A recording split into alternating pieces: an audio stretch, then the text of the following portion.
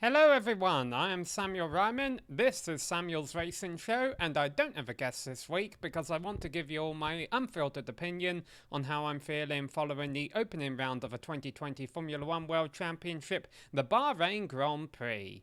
And of course, my unfiltered opinion, as everyone's probably is that we had a really exciting season opener, and it is boding well for a thrilling championship battle between the Mercedes driver Lewis Hamilton and the Red Bull Racing driver of Max Verstappen.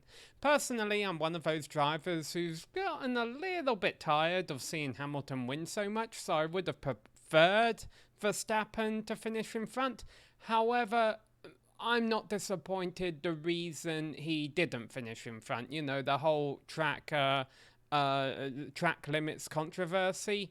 Even if they had been a bit more consistent throughout the race with when they were telling the drivers off, even had none of that happened, I feel that the fact that Verstappen passed Hamilton off the racetrack was a little bit of a no-no. The one thing I think Verstappen could have done differently is let Hamilton by not on the front straight, but the turn before the front straight. Let Hamilton by there, and then he could have, he still would have had two DRS zones to attack Hamilton again, and he probably would have easily made the pass.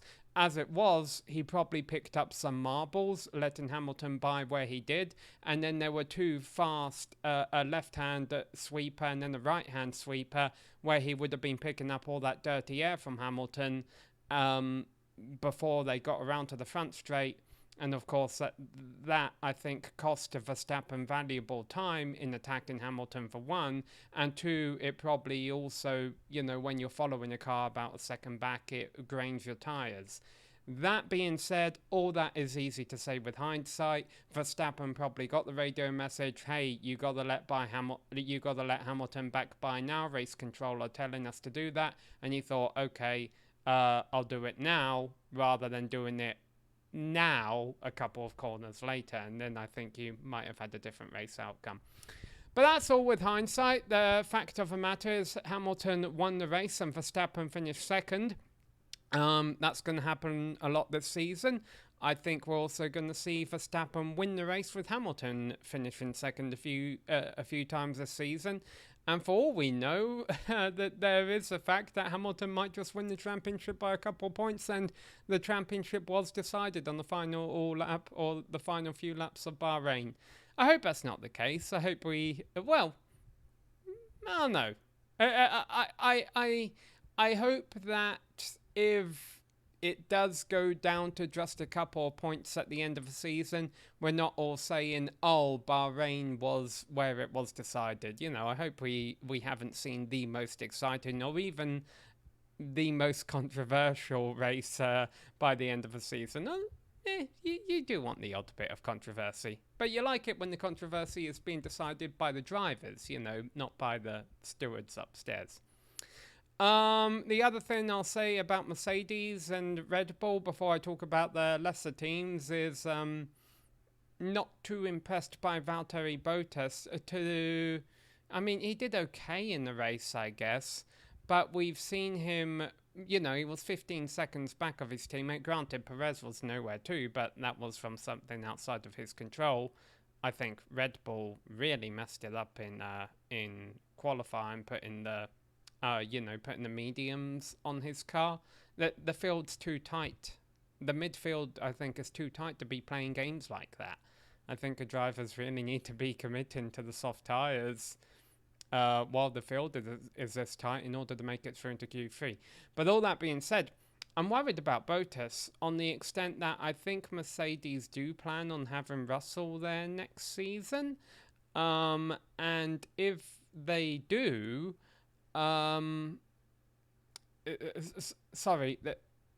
if they do, why not bring them in sooner? And the reason I bring that up is I think we're going to have a really good team championship all the way through. Not only a great drivers' championship between Hamilton and Verstappen, but a great team championship between Mercedes and Red Bull. If you want to win the team championship, which every team, that's their main goal in Formula One, I'm not sure Hamilton and Bottas will be able to do that against Verstappen and Perez. Maybe they'll be forced to bring Russell in by the end of the season to kind of help them in that battle, if you see what I'm saying there. But the other thing I wanted to make a note of regarding that is the MotoGP race just finished, and one of the top performers was the number 63. I think one of the top performers in Formula One when he gets to Mercedes next season could be the 63. And you know what my number is over in the Lionheart IndyCar Series. So I think the 2022 racing seasons could be a very good time for anyone driving the number 63. But first we gotta get through 2021, so let's move on to the midfield teams. Beginning with Ferrari, because if you've watched my videos before, you know I'm unapologetically a Ferrari fan. And a lot of people are saying, no, we didn't expect Ferrari to pick it up this much. Why not? I'm not surprised, and here's why I'm not surprised. Because early into the 2020 season, I recognized as a Ferrari fan, okay, they're not going to be fast this season. They should work on developing the car next season. And I think they realised that early on next season too. And so while everyone was complaining and whining and going throughout all the entire season, oh, Ferrari's a joke, Ferrari's a joke, Ferrari's a joke, every single race, I wasn't too bothered because I was thinking, well, I guess, you know, they're using their resources to develop their car for next season, and hopefully they'll come out charging next season. I think a lot of people were laughing at that suggestion. Well, look who's laughing now, suckers. Because Ferrari have got a good car. They've got two great drivers behind the wheel, and I think they're going to be in for a very good season. I also think McLaren is just as fast as them. If we get unpredictable races, and judging by how the 2020 season went, we are going to get some unpredictable races. I think you are going to see multiple winners, hopefully from multiple teams, taking victories this season. From Ferrari likely, from McLaren likely, and also who knows, maybe another team as well. I mean, we saw Force India and Toro Rosso win last season. Were they called AlphaTauri last season? I can't even remember. I've got a very short memory. They're called AlphaTauri now. And let's jump in and talk about those guys right away. Some people were saying, oh, the AlphaTauris look slow or whatever at the season open at Bahrain, whereas they were impressive in qualifying. They weren't slow at all. I'm still optimistic for them. And here's why.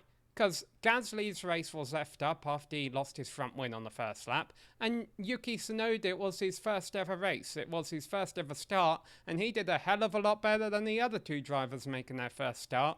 Now, okay, yes, the AlphaTauri is in a different league from the Haas F1 car. But to be honest, Mick Schumacher did Nikita Mazepin a favour on lap 2 when Schumacher spun. He kind of showed everyone, because I'm on social media, everyone on social media was making fun of Mazepin after spinning on the first lap. I might have said Tsunoda a moment ago when I said Mazepin. Apologies if I did do that.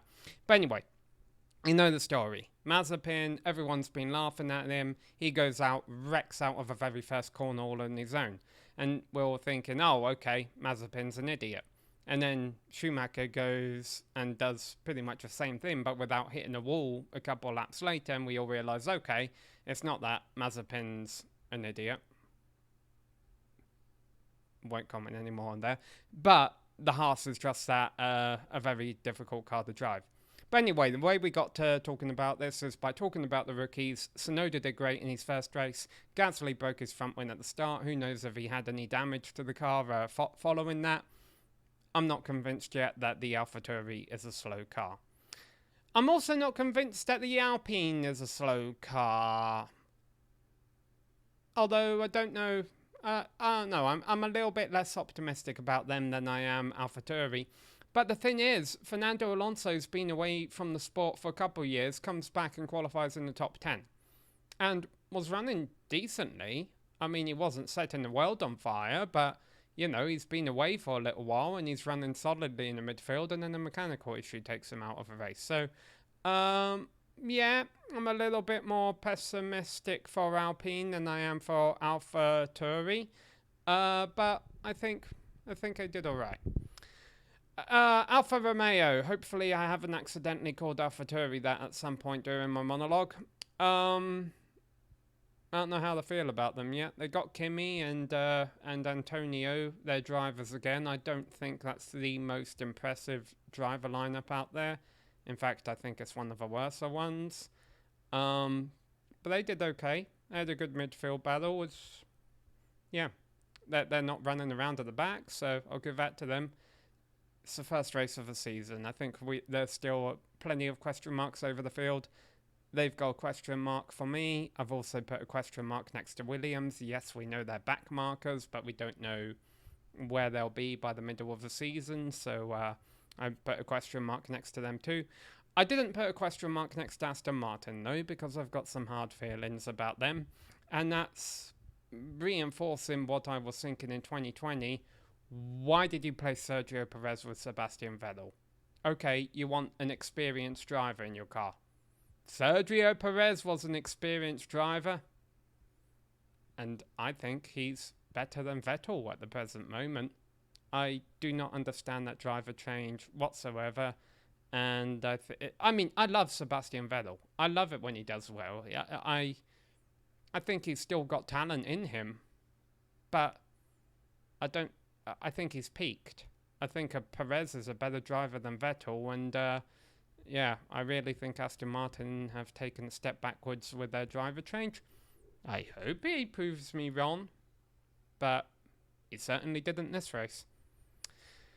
Alright, and the last team to talk about is none of them, because I've already mentioned all of them.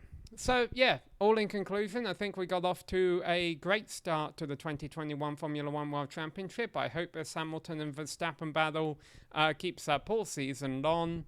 Personally, I prefer to see Verstappen win it, although a few years ago we saw something similar, didn't we, between Hamilton in the Mercedes and Vettel in the Ferrari, where we're like, oh, we're going to be in for a great season, or Hamilton's really going to have his money cut out for him this season, and Hamilton still ended up winning it. So I would still say I'm favouring Hamilton for his 8th championship, but Verstappen's definitely going to give him a good fight along the way. Absolutely no racing next weekend. It's Easter weekend, which is great news for me because I live in Atlanta and there's 2 English candy stores north of Atlanta. And so I'm going to wait till next Monday and try and get some of those Easter eggs at a discounted price. It's a good plan. What else is a good plan is watching all the racing coming back in 2 weeks' time, because we're going to be in for some good shows all season long. MotoGP has put on the worst show this weekend. It wasn't a bad show. It just wasn't special. You know, it was... I mean, there was a pass for second place at the line. And I'm saying, oh, that's normal for MotoGP. But everything we saw in Bahrain was fantastic. Formula 1 and all 3 Formula 2 races. 3 different winners. That's going to be a hell of a season to watch. See you back in 2 weeks or so. And hey, if you haven't already, subscribe and check out This Week in Lionheart, because that's been a fun show we've had getting up going, talking about the Lionheart IndyCar Series, which was the iRacing league that I compete in. And so far 12th in the championship out of 40-something drivers after the opening 2 rounds. So off to a good start there. Have a good week, everyone.